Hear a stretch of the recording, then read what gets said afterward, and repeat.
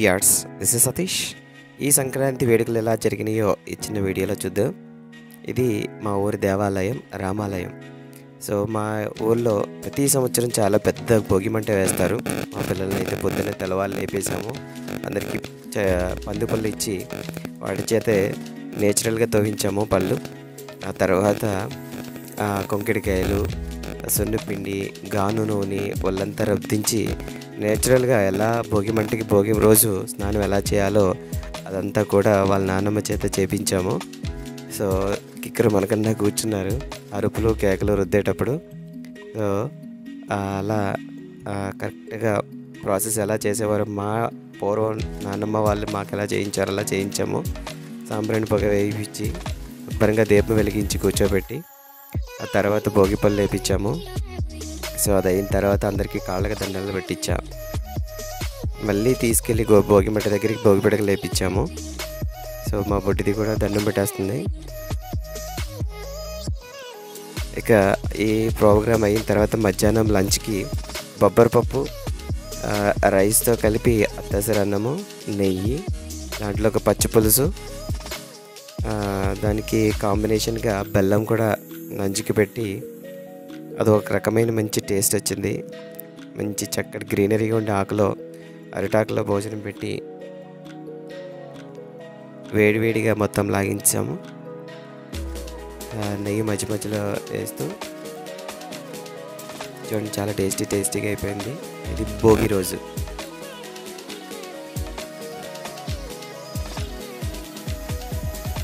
అసలు వీళ్ళకి ఈ డిష్ అంటే ఏంటో తెలియదు పూర్తిగా. సరే రుచి చూపించారు మా అమ్మగారు రుచి చూపించారు అందరికీ. టేస్టీగా లాగేశారు.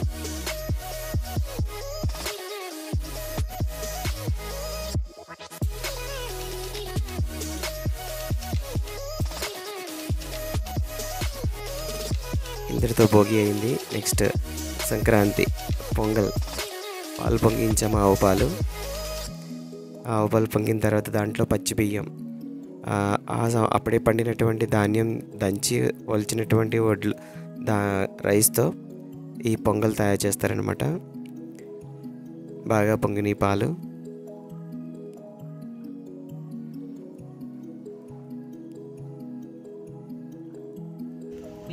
దీంతో పాయసం అయిపోయింది. తర్వాత మా అమ్మగారు అరిసెలు వండారు. ఆ ప్రాసెస్ చెప్తారు చూడండి.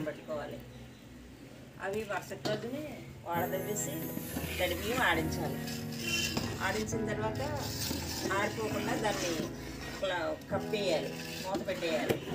మూత పెట్టేసిన తర్వాత ఇప్పుడు బెల్లం కొంచెం ఎదగొట్టేసుకుని కొద్దిగా వాటర్ ఉంటే తక్కువ వాటర్ లేదా చేయగలుగుతున్నంత వాటర్ వేసి పొయ్యి పెట్టేయాలి. అది అలాగా ఉడుకుతుంది.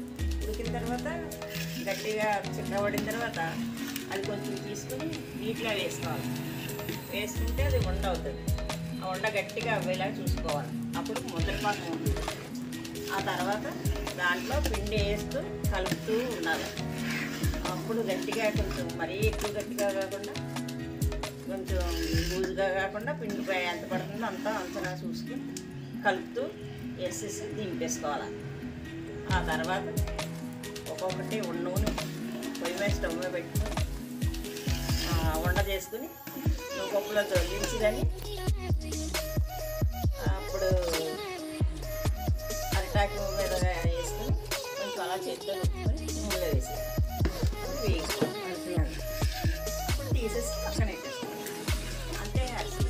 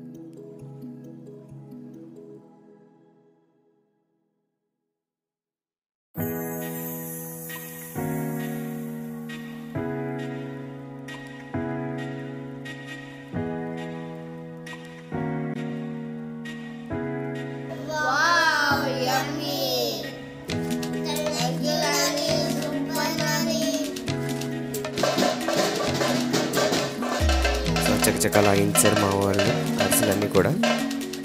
ఇది మా ఊరి దేవుడి రథం. ఇంటి వీధికి దేవుడిని ఊరేగిస్తారనమాట.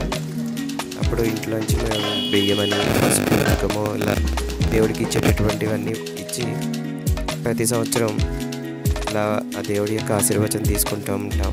ఈ లోపల ఒక గెస్ట్ కూడా వచ్చాడు మా ఇంటికి. ఆయనే మాకు మంకీ. జంతికిస్తే ప్రశాంతంగా కూర్చొని తిన్నాడు. తినేసి శుభ్రంగా ఎంజాయ్ చేశాడు అనమాట. మా జంతికలు టేస్ట్ చేసింది, మొదటి టేస్టింగ్ చేసింది కూడా ఈ మంకీనే. దాన్ని చూసి మా పిల్లలంతా అందరూ మంకీస్ అయిపోయారు. సో గెంతారు, బాగా కొంచెంసేపు ఆడుకున్నారు దాంతో.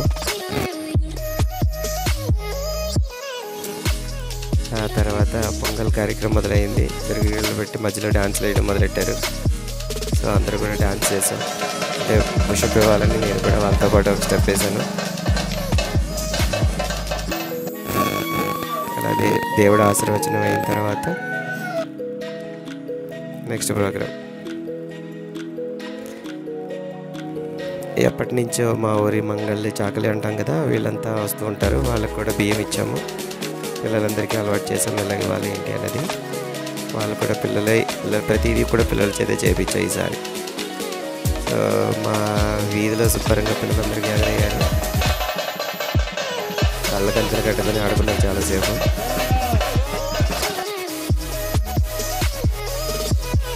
ఆ తర్వాతగా కోడిపుంజు కూడా తీసుకొని దాంతోపాటు కొంచెం సరదాగా గడిపించాం.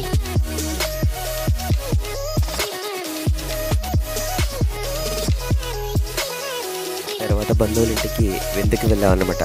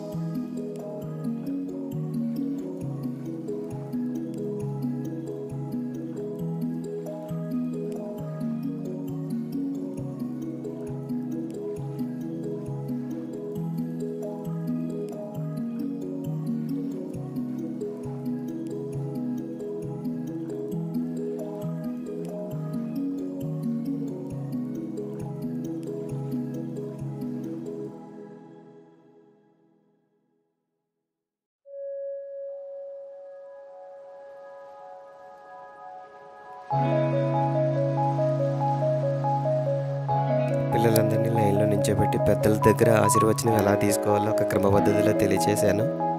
సో ఎవరు కూడా మాట తప్పకుండా అందరూ నీట్గా అందరి దగ్గర పెద్దవాళ్ళ దగ్గర అందరి దగ్గర ఆశీర్వచనాలు తీసుకున్నారు.